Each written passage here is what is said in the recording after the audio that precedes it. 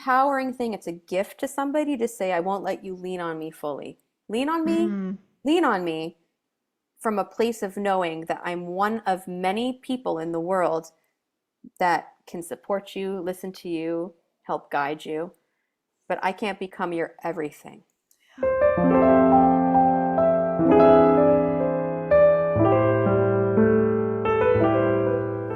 Welcome to Sensitive Stories.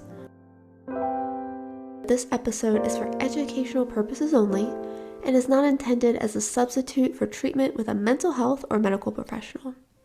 Let's dive in. Can you start off by telling me your HSP discovery story? How and when you discovered that you're highly sensitive? I've always known, and I'm one of the fortunate few that probably was raised with the knowledge that I'm highly sensitive. So there's a lot of people in my family who have the same qualities and are like, of course your tummy's upset, and of course you need a lot of time to yourself, and of course you can't take that medication. So I just grew up knowing it was okay to have my own unique lifestyle choices and that it's okay if I react to things a little bit more strongly than other people. Oh, I absolutely love that. You're the first person I've talked to that's given that answer. Yeah, That, I think we all, a lot of us, or all of us have had the sense of I'm different, but to know that you have that sensitivity, it sounds like it was embraced, or at least there's people in your life that embrace it. absolutely. Yes. Amazing. And it's through my maternal line pretty much. And so we Hmm. all just would kind of commiserate over things. My family, we don't like strong chemical smells or perfumes. We would just have these adverse reactions to things that were in the environment and we'd all agree on it. And so I didn't feel like I was strange for being overwhelmed. Amazing. So you had this acceptance from the beginning. I'm curious how that has formed your relationship to your sensitivity. Starting off so strong, has it shifted over the years at all, or has it stayed pretty steady? Feeling comfortable with it or accepting it. Yeah, yeah. Yeah, I think what really helped actually was after grad school finding your community Hmm. because you talked a lot about how to take care of yourself as a therapist. And I knew I couldn't do a regular agency job. I knew that I wouldn't be able to do the however many hours work week, plus the commute, plus the toxic environment, plus the really intense high risk cases. I just knew I'd burn out, no doubt in my mind. I actually burned out just doing a part-time job, which is hilarious, Hmm. but I didn't judge myself because I knew I was in HSP. So I was like 21 hours a week in the wrong place. That's burnout, right? Exactly. Yeah, having that lens to see it through, it makes so much sense, doesn't it? It's like, well, of course I'm going to burn out in a part-time job if it's not the right fit, if it's too much for my nervous system. Yeah. 1,000%. Mm-hmm. Yeah. Have there been ways outside of burnout that sensitivity has been a bit of a struggle that you've had to work with? Yeah, like in every relationship I've ever had, which is why Mm, I think mm-hmm. I'm passionate about being a therapist because there's something Yeah. about the extra empathy, the mirror Mm-hmm. neurons that we have, and then also the depth of processing. It just Yep. takes a long time to process like how do I feel in this relationship? How am I affected by this relationship? What do I need to communicate? Do I need boundaries? I think I'm at a Mm-hmm. delay. It feels like a delayed processing, right? Because Yep. of the depth of processing. And so I often am just in relationships like I don't actually know how I feel until like a week later. And it might be Yeah. weird to bring it up then, but that's when I'm ready to bring it up. And so I've noticed that I've had to be extra gentle with myself that in the Mhm. moment I'm not always clear how I feel. And Yeah. I try to normalize that for my clients as well. It's true. A lot of HSPs struggle in relationships, whether it's communicating your needs, bringing up a conflict, ending a relationship even, Oh yeah. because there is that pause, that delay, that questioning. Hmm. We're moving on at a different timeline than other folks. And it can be hard to bring up your needs after the fact, but yeah, a lot of times you do need to go away, sit with it, make sense of it for yourself.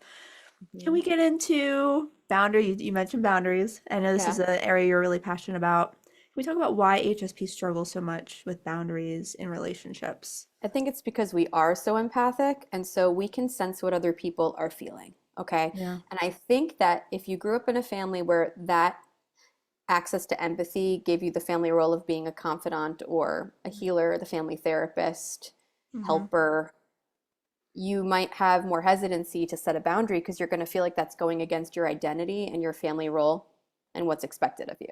And so I think a lot of HSPs identify as like a really caring, helping person, and they don't know that setting a boundary doesn't mean that they're not caring or helping. They're just like taking care of themselves as well as other people. And I think that's often the missing piece. I say to people, how you know when you're in more of a codependent pattern is if you can't feel empathy for them and yourself at the same time. So it's like you lose yourself to care for them. And it's like a total, you have to check back in and be like, well, how was that for me? And often that you're feeling numb, you're feeling drained, you're feeling anxious, but you're not really registering it because your priority is on pleasing the other person. You completely lose yourself. Yes. I had a moment of insight when you said you can feel empathy for the other person and for yourself at the same time. That sounds really important Yeah. because we That's often don't. that's why I think we need space. Mm-hmm. Especially if you're dealing with an emotionally immature person, you might feel hijacked. Lindsay Gibson calls it an emotional contagion, right? So you're like, ooh, I'm in their whirlpool of feeling. And it might seem like an emergency, or they're just really panicked, and loving them feels like I have to pay attention and put out that fire right now. And so there might be self-abandonment in that, not intentionally. And that's why I think it's so important when you have people like that in your life that can have these higher needs and require a lot of attention to just create space and time for yourself to process how that impacted you and what you need to do about it. Yeah, I've lived that experience coming from a family that had a lot of, well, codependency, addiction, crisis. Yes. I remember my nervous system would get in this frenzy of, I've got to do something right now. I've got to save this person. I've got to fix the situation. You talked about being the family therapist. That was me before I actually became a therapist. Yeah, And then, I think it's a lot of therapists who don't know why they're therapists. Yes. yep, it's true. A lot of us were a therapist before we were therapists. Yeah. But yeah, there's this deep or this very visceral sense of urgency that happens. Yep. How can we get out of that storm when our empathy, our mirror neurons are pinging so much? We want to help this person because we're suffering as well, well, when they're suffering. But yeah, is there a way to kind of pull yourself out of the storm? Yeah. I think one of the ways is to be prepared for the fact that there will be a storm. Mm. Dr. Ramani talks about radical acceptance. Once you know who you're dealing with, it would be denial to say, oh, next time there won't be drama. No, there will probably be more drama. So thinking ahead while you still have your prefrontal cortex Mm-hmm. and you're not in a panic about how you want to handle it next time. Mm. The parameters of like, when is it really my responsibility versus not? And also checking in with yourself. There's a saying, your urgency is not my emergency, right? So is it a real crisis? And if so, is it mine to solve? Will you be okay? Or is your arm falling off? Like, what's the extent of this emergency? Mm-hmm. And if it's just that they're having panic around something not going their way, which can often happen for an emotionally immature person, it could be very basic, like I'm going to be late, or, this event won't get pulled off the way I want it to. Then you actually realize, like, I don't have to intervene. This is just the consequences of being Right. a person living a life. And them tolerating their own discomfort is their healing journey. It's not my responsibility. That's right. Right. I love that those check-in questions. Is it Mhm. actually an emergency? Yes. And is it my job to fix it? Yes. Because you're right. Let's say you have someone who's emotionally mature, they're going to be more dysregulated. They're not going to be able to Mhm. manage their own emotions. So it's easy to think, I need to come in and solve this for them. Yep. But at what cost to myself? Right. And it's not your fault that they don't know how to emotionally regulate. That's Yeah. something they can learn in therapy or support groups, Right. which are available. So I always like to say, too, are they taking advantage of those opportunities to heal and grow? And Mm-hmm. if not, does that automatically become your burden, and why? Mm-hmm. There's a part of me that's saying, but I care about them. I want them to be okay. At least this is the voice that comes up for me. Of course. Because I can argue myself out of a boundary so easily. Oh, yeah. Me too. Yeah. What can we do with the care that's there? How do we disconnect from it enough to set a boundary? So some of this work is about boundaries with yourself around Mm, like, if I feel sad that someone's going through something difficult, then I take on the role of fixing it. And just because you're sad doesn't mean you owe it to them to fix it, right? So sometimes it's about like a grieving process of that's their journey. for whatever reason, they haven't wanted to quit the addiction or go to a therapist or self-reflect and figure out what they're doing that's no longer working. But they do seem to love the attention and the caregiving of me. So in a way, I am enabling them by continuing to bail them out of their own self-created crisis, right? And if you want to think about like what's in the highest evolution for them to let yourself feel off the hook and not as guilty, it's giving them the consequences of their own actions so they can actually evolve. Right. You're not helping you think you're helping someone, but you're actually not when you're rescuing them Right. or doing their work for them. Yes. It's just like a child. If you run in and you solve something for a child, they never actually learn. Same with an adult who's maybe emotionally mature or is a narcissist or however, whatever we're dealing with here. We need to let them do their own work. And again, if we think about putting the focus back on ourselves, how that Mhm. impacts us, having compassion for ourselves can also help let that go because it's like, okay, Yeah. I'm taking on their emotions. I'm more drained. I'm more stressed. I don't have as much time for the things I'm passionate about. So sometimes that's connected to low self-worth that can Mhm. be worked through in therapy. Is like the assumption that they're the priority and more important, right? Because if Right. it's really hurting you, how is it in the highest good? Exactly. It sounds like a lose-lose to me. Yeah. Hmm. So, how do we know when to set the boundary? Are there signs, maybe physically, emotionally, mentally? Okay, it's time to set a boundary, or maybe even more than that, go no contact. Yeah, I think anger is very undervalued. Anger is awesome. It's my favorite emotion these days Hmm. because it just tells you that a boundary's been crossed or Yeah. that a need isn't being met. Yep. It doesn't mean that you're an aggressive, inappropriate person, that you are registering an angry feeling inside of you. And sometimes empathetic HSPs think if I'm feeling angry, then I'm harming somebody. But it's like, no, behaviors and feelings are totally different. So you can feel the anger, register it, and say, this isn't working in some way because I'm building a resentment. What is the resentment? And it could be like, oh, they just think they can stop by my house anytime they want to. And it's like, but what is my part? My part is I let them. so, so it's like, Exactly. Right. yeah, so it's like, okay, so if I don't want to be angry at them and myself, maybe it's worth taking a look at what's not working for me. Um, so I think anger is great. And also your gut knowing, right? So I like to talk about developing intuition. We all have it. So it's not so much that we're developing it, we're tapping back into it. But our gut knowing is registering like a yes or a no inside our body. Have you ever been on a job interview and been like hell no? Oh Or yeah, you been can feel around a it. person and you just have this deep aversion to being in their presence, like, and when we Hmm. ignore that repulsion, contraction, withdrawal inside of us that wants to happen, we are dishonoring a truth that wants to come through. Yeah. And so often the question is like, what should I do and when? It's more like, have you been listening already? And why have you been Mm. disconnecting from that? And often it's because it's stuff we don't want to hear or know, right? Like Yeah. we get a bad feeling about someone we care about.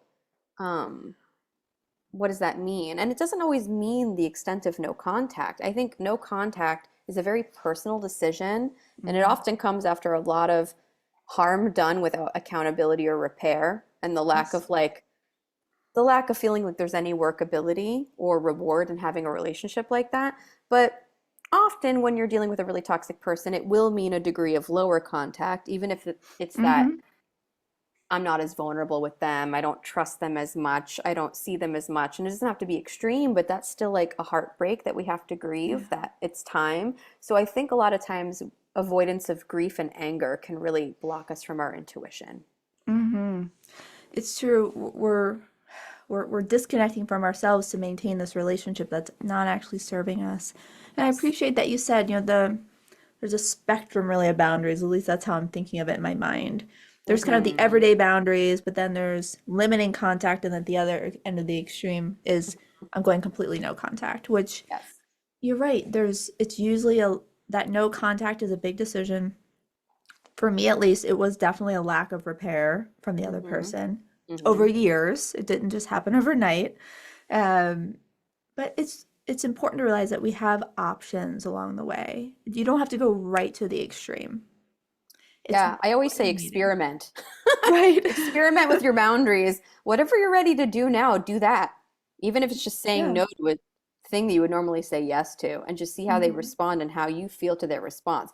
Because part of the reason why people can pull back is because they realize that every time they do have needs or boundaries and express them, that it's not taken very well. And that's a lot of energy management for an HSP Yeah. to be like, oh, there's a blowback every time, or oh, Mhm. I'm feeling guilty every time. And so we can work on ourselves with the guilt, but the reaction always has to be managed from the other side, and we can't control that. So sometimes we Mhm. scale back on contact just simply because it's a lot to try to, restore some sort of safety and peace after an interaction where there's blowback. Yeah, that is a lot to manage. So that may be one reason to pull away is you're Hmm. constantly managing this emotional storm from the other person. Yes, exactly. That feels really anxiety producing as I'm thinking about it. Just this Yeah. constant being on pins and needles. How are they going to react? What are they going to say? Because it's very dysregulating to our sensitive nervous systems to constantly be on edge like that. Yeah, and I just finished my last family estrangement support group with these Hmm. amazing people I was with for about 9 months, and all three of them, without being prompted, used the word feeling more peace at the Yes. end. I'm like, yeah. Sadly, no contact can sometimes be like this restoration of inner peace. And I say sadly Yeah. because nobody wants to have to do that to get to that place, but we all Hmm. deserve inner peace, right? So sometimes the price Exactly. of inner peace is less contact with people that Hmm. are perpetually committed to chaos. Yes, exactly. I mean, that's why I went no contact was unhooking from the chaos. I had Hmm. had enough, and I thought to myself, I can't do this anymore. I'm constantly needing to reset, right, my foundation over and over and over again. Like I'm not Hmm. getting anywhere. I'm just getting Hmm. back to square one over and over again. Yep. And at some point, yeah, you do have to pull back to protect yourself. Hmm. And that doesn't have to be fully no contact, but preserving that peace might look like not sharing as much, Yep. not being in contact with someone as much or in certain ways. Like maybe you don't see someone in person, but maybe you're willing to have a phone call. Yeah, 100%. There's so many different variations of that. Um, Before we get too far down, you mentioned a few different ways to identify if a boundary is needed. Well, one, lack of inner peace, right? That constantly on edge, Yeah. feeling angry, Hmm. or having a visceral, like a somatic response, an intuitive hit. Hmm. How can we, because not everyone is in touch with their intuition or as much, sometimes it can be Hmm. difficult. How Yeah. can we reconnect with our intuition to help us in our boundary setting? Yeah, so that's actually, we're going to talk about my program coming up in a little Hmm. bit, but the tools that I like to connect people to are mindfulness and internal family systems Hmm. and energy healing. Oh, So this is all about getting back in our body because yeah. what trauma does is disconnect us from our body, and actually abusive relationships want you disconnected from your body. That's how you're Yeah. more easily controlled. So if we're living in our head, hypervigilant, what is dad going to do next? What is mom going to do next? What do I have to do? What fire do I have to put out? There isn't this sense of, oh, I can just drop in and feel and know and enjoy the pleasure of being in a body. Hopefully, if you don't have chronic pain, there can be some pleasure in some place in your body that you can relish in and like Mhm. rest. And that pleasure gets stolen by hypervigilance and disconnection. So I like to work with people on like how to drop in. Sometimes it's just doing a body scan, checking to see what sensations you're feeling in your body, and then learning how to connect those to emotions. So maybe you're Mm. feeling like a twisting, a turning in your stomach, and you feel a little nauseous, and you're like, wanting to vomit. Like I've made that face a few times today. And that could be like, oh, there's something about this that makes me Yeah. queasy. But unless you Hmm. drop down to that level, you might not sense that feeling. But I think it's Yeah. also scary to do this unless you're in a safe environment. And so Hmm. it's important to try to carve out privacy for yourself and time for yourself because it takes time to decelerate Hmm. and get in touch with the deepest layer of how you feel.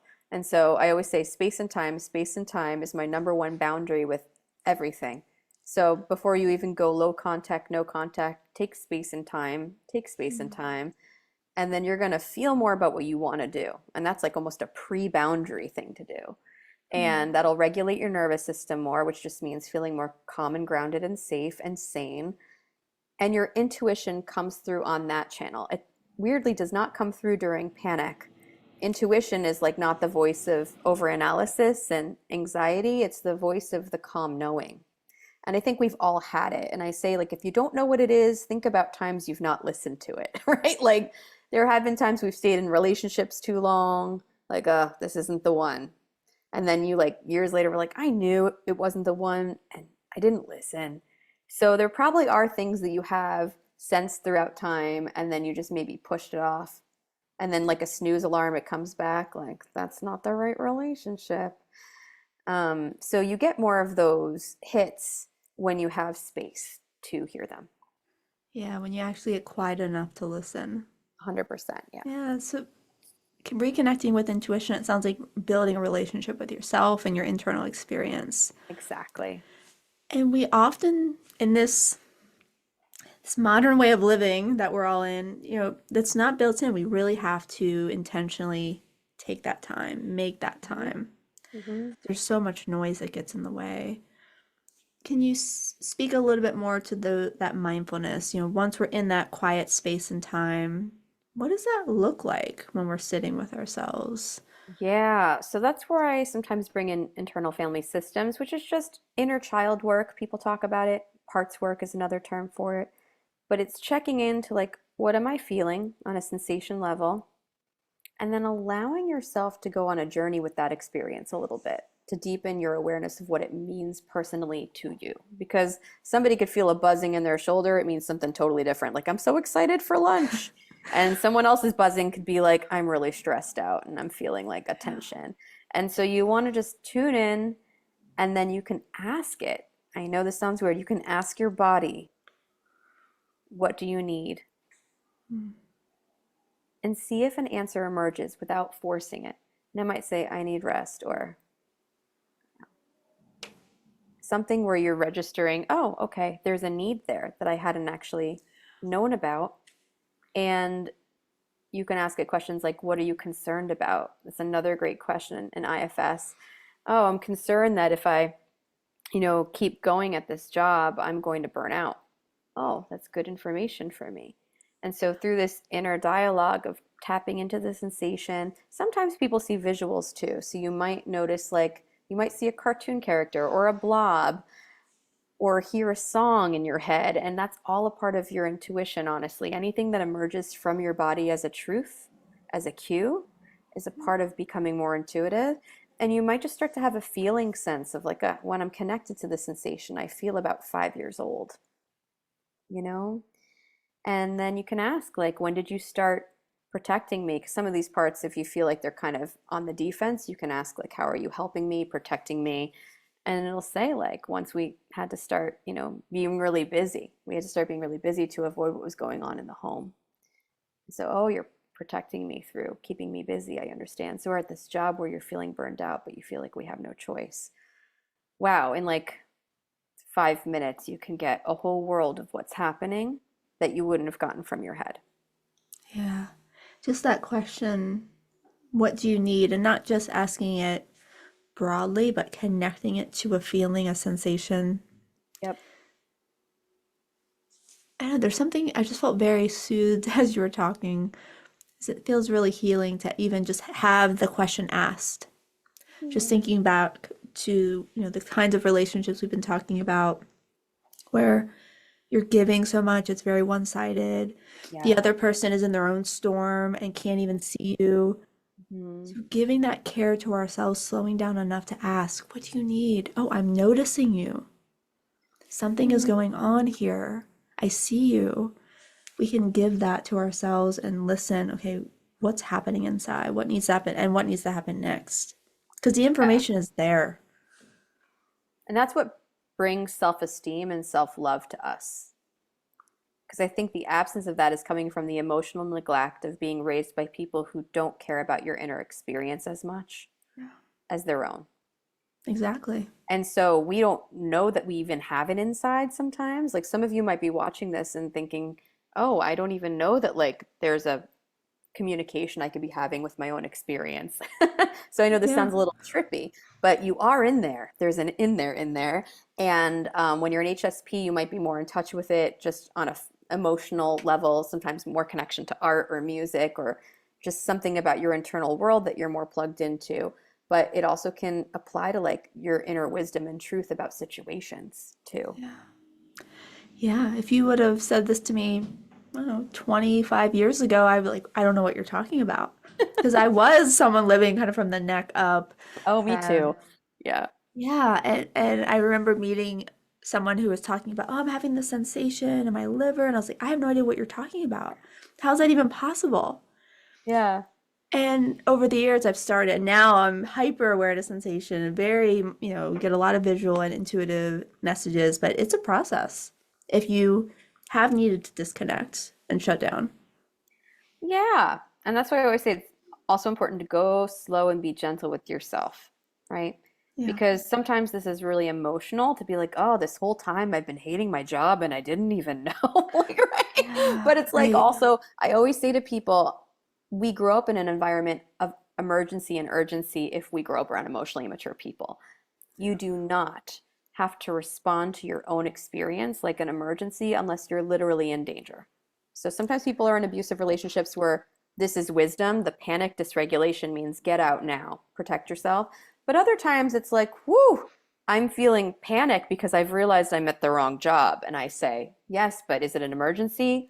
No. Then breathe, be kind to yourself, enjoy your weekend, and you can plan it out after you've like taken a rest because there's really no crisis here. It's just Mhm. information that you get to honor now in your own Exactly. time. Yeah. Yeah, really needing to redefine what an emergency is. Yes. And for me, it's stepping out of that storm. Like you said, get that time away to yourself, get some perspective. Yep. What's really happening here and what do I need in this? Hmm. Okay. And as I'm saying that, I am knowing me of 20 years ago would have had a really difficult time letting that be okay. I did feel a big sense of obligation and urgency to my family. It didn't feel possible to take space away, to not respond immediately. Yeah. So, and I know a lot of HSP struggle with guilt because we do have so much empathy. Mhm. How can we work with that guilt, that obligation to even take time away or to listen to our intuition if we can hear it? Yeah. So there is a quote by Bethany Webster, who's the person who originated the term mother wound, actually. Oh, I don't know, yes. she doesn't always get the credit for it, but she says guilt is an artifact of control. Mm. And I love that. So it's like we have been socialized. Well, first of all, if you're femme, you might be socialized to feel more guilty because you're expected to be in a caregiving role or be submissive. But also, guilt is a part of manipulation. So if you have a narcissistic or emotionally immature family member, there's a term called fog, fear, obligation, guilt, and you can get lost in it. It can get confusing, right? And the idea is that someone who's truly unconditionally loving you will want what's best for you as well. And so if you're just operating from this sense of obligation, but you realize that it's not healthy for you, it's important to see, well, I'm actually giving from an empty cup, and I'm not actually giving from a place of integrity and intuition for myself. And so even though it's really painful, my old therapist used to say, if you're feeling guilty, you're probably taking care of yourself. Mm. Guilt So is a good sign. guilt is not a sign that you're a bad person. I think that's the most important thing to say. Guilt is a weapon of manipulation, and even if someone's not manipulating you, it's a socialized way of feeling that you are obligated to everyone else besides yourself. And that needs to be unlearned. Just because it feels familiar doesn't mean it's actually true, and it's hijacking you. I love this. Because I often will say to folks, oh, having guilt is a sign of being highly empathetic. And I love this second piece, which is, well, if you're feeling guilty, you're actually taking care of yourself. That's a big win. I was like, thanks, permission slip granted. I love that one. Exactly. I love it so much. Because I Yeah. think we think, oh, if I'm feeling guilty, it's a sign that I'm doing something wrong. I'm bad. Well, it Yeah, doesn't go as deep as shame, but it's on that cusp. you might have been told that Mm-hmm.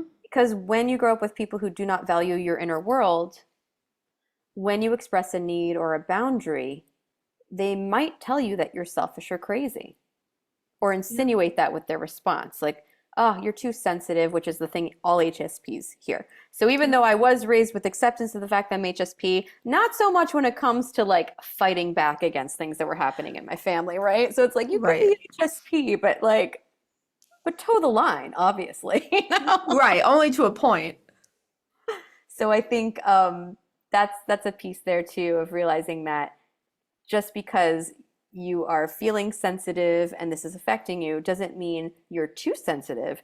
It just means you're perceptive enough to register that it's affecting you. Exactly. And you're having a different experience. That's okay. Hmm.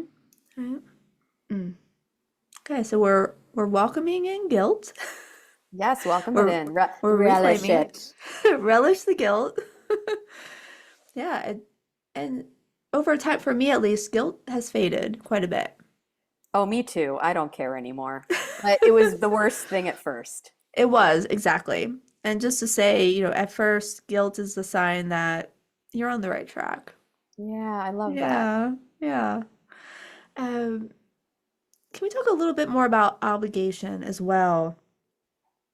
Hmm. I'm just thinking about that for myself, how I was able to unhook from that. I think I did get to a point where it just wasn't working anymore. You start suffering at some point, right? You can only sacrifice so much for so long. Um, yeah, how have you worked with obligation, or how do you work with it with your Way clients? that I work with obligation is to realize that I don't have to be the resource. I can give people resources. That was very liberating. So I used to just be the therapist for people. Yeah. And now I'm like, do you know how to find a therapist? Do you know about this great book? Do you know about this great podcast? And I make suggestions and then I release myself of it because I know that I've already told them once. So sometimes what happens is people are like on a repeat, like, did you call the therapist? Did you follow up? And it's like, they ate on you. You actually told them what you know, but you don't actually have to be the source. What helped also Yeah. for me was becoming a therapist and getting paid to be a therapist because then I was Mm, like, wow, I don't do this for free anymore. That's exhausting. It's an yes. energy exchange if you think about it, right? And so it's nice Mhm. to have the reciprocity of I give and grant time to somebody and then they pay me for the fact that I'm giving my energy. I don't think of it as like my value or worth so much as like, thank you for giving me the nourishment to sustain myself in capitalism, you know? So I don't really feel like I owe it to anybody to be their savior anymore unless I'm Mhm. literally in a position. And even with therapy clients, right? We teach them, we don't save you, we teach you how to tap into your own internal resources and external resources to save yourself, but it's not healthy to create a Exactly. dependency on a therapist. So that's probably what it was. Learning like the boundaries of healthy Mhm. therapy taught me how to be a better person to everyone around me. And additionally, I used to do a support group where they talked a lot about detachment, Mm. which means like we do not do for others what they can do for themselves, and Mm. Mhm. detachment with love. So it doesn't mean that we have to be harsh about it. I didn't know you could love someone and still set a boundary with them. And I learned now that you can. And actually, compassion can come with boundaries. Brene Brown says the most compassionate people are the most boundaried people. And it's because we're not resenting. Think about it. Is it really super kind if you help someone and you feel obligated to them and then later you hate their guts and you're gossiping behind their back, like, which by Right. the way I've done, I'm not perfect, just for example, right? If we're like, oh, but this is the good person thing to do, I'm like, but how do you maintain feeling altruistic afterwards? Do you? And if not, it might have been coming from the codependent place. So just remembering that people with all their faculties, where you're not literally in a caregiving position, have the capacity to heal and learn and grow, and they don't have to lean on you like a tripod. Yes. Oh, they don't have to lean on you like a tripod. It's true. It goes back to that empowering people, trusting them to take care of themselves, or at least knowing you can't do it for them. Yep. Uh, and detachment is so important. It's okay to detach. It's actually very loving. I remember first learning about interdependence, Mhm. and I was like, oh, What's that? what is that? Because coming from, a very codependent family, it was like, oh, it's okay to have some space for yourself. Can we haven't defined what codependence is, and I was talking to my wife before this conversation, she's like, what is codependency? So for anyone else who's not quite sure what that is, could we elaborate a bit? Codependency is self-sacrificing your own needs to take care of somebody else. So it's a one-sided dynamic. Interdependence is we both can take care of ourselves and we also can choose to take care of each other. In Dick Schwartz's book, You Are the One You've Been Waiting For, which is a good relationship book incorporating IFS, he talks about the fact that we are our own primary caregiver as adults, but our romantic partners can be our secondary caregiver. So that Mm, only works if we know how to be a parent to our inner children first, right? So if I need something from you that I can't give to myself, this creates a dependency. And then if I'm changing who I am to please you and ensure that you're going to stick around, that becomes codependency. doesn't sound very sustainable. But so many people do it. And it's like Yes. every Yeah. love song, Mm. right? I always joke the Celine Dion song, "You are my eyes when I couldn't see, you are my arms when I couldn't reach," right? Codependency theme song. Unless you literally need arms and Well, sure. eyes, right? So I always Right. say caregiving is different than codependency. We're Mhm. talking about people who have everything they need, Mhm. but just don't know it yet and haven't figured out how to tap into it or haven't gotten the help to find it. And they're seeking to complete a gap in their functioning with another whole human being. Mhm. Yes. Yeah, very important distinction with when someone physically actually needs your support versus you're trying to fill the gaps in for them when they could 100%. actually do it themselves. And they need to be able to do it themselves. Yeah, because if you die, how are they Right. going to be doing? Not well. So it's actually an Exactly. empowering thing. It's a gift to somebody to say, I won't let you lean on me fully. Lean on me, Mm. lean on me from a place of knowing that I'm one of many people in the world that can support you, listen to you, help guide you, but I can't become your everything. Yeah. Yeah. Can't be your everything. Yeah, I'm realizing just how prone HSPs are to codependency, to self, Hmm. obviously to self-sacrifice, um, to getting pulled into these imbalanced relationships. Hmm. Like we're a sponge for people that need that kind of emotional caregiving. Whether you're a therapist or not, we all have, since we have so much empathy and tend to lean towards guilt and obligation, but it's really not the caring thing to do is the takeaway. I think we find our value in it because, again, if no one's seeing you, acknowledging you, caring about your inner world, how do you feel important in a family like that? Right, right. Through making yourself invaluable. What's invaluable? Your innate gifts. So everyone Yes. has a different role in the family system. Not everyone becomes like the emotional confidant. But if that's what you're good at, and it's what makes people appreciate you and dote on you and love you and lavish you with gifts or compliments and security, you might think that if I stop doing this, my relationships will fall apart. And the truth is, that could happen in certain cases. Most likely, there will at least be like a significant shift in your relationships. But what I'm saying is, you deserve to be loved for who you are. It is a game changer to be loved when you're not over functioning. It is such a gift to experience what that is. That's what unconditional love is. And you deserve that, not the transactional love that you are getting through this arrangement. Yes, you don't have to overfunction to have value. And Yes. a light bulb moment went off for me right there, which is okay. So let's say I'm a sensitive person, which I am, growing up in a family that doesn't value that, Yep.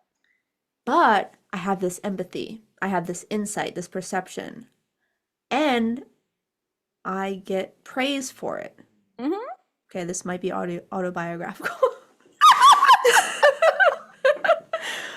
And I get praise for it. So of course I'm going to keep giving that because I Yeah. need that esteem, right? Hmm. I need some part of me to be loved and fully accepted and cherished.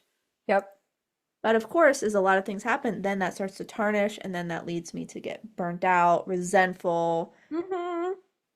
sick, depleted, all of it. Um, so being really careful how we use our gifts as sensitive people. Yes. And another layer that just came to me is like we see people's souls. That's what makes us good Yes. healers. That's what makes us, empathetic. We're seeing the potential. The Yes. unactualized is key, though. The unactualized potential of someone who's not working on their stuff, who's dominated by defensive parts or attention-seeking parts or manipulative parts.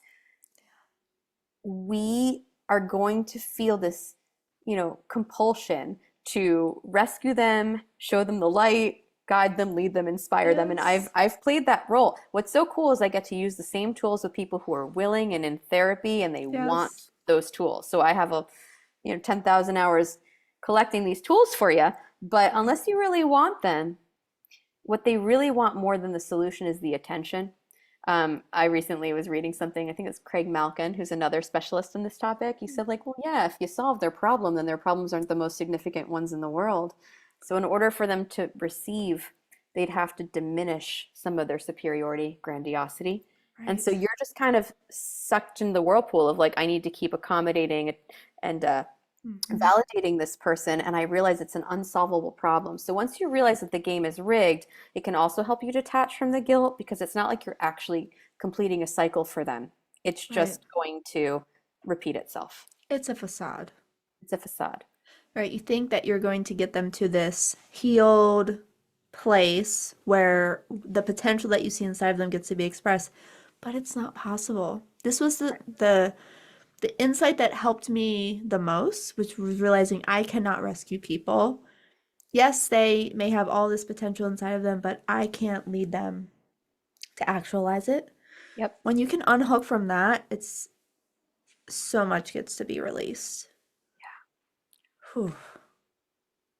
Wow. Melissa, I'm wondering as we start to wrap up, for listeners out there who are struggling with having a sense of boundaries, connection to self,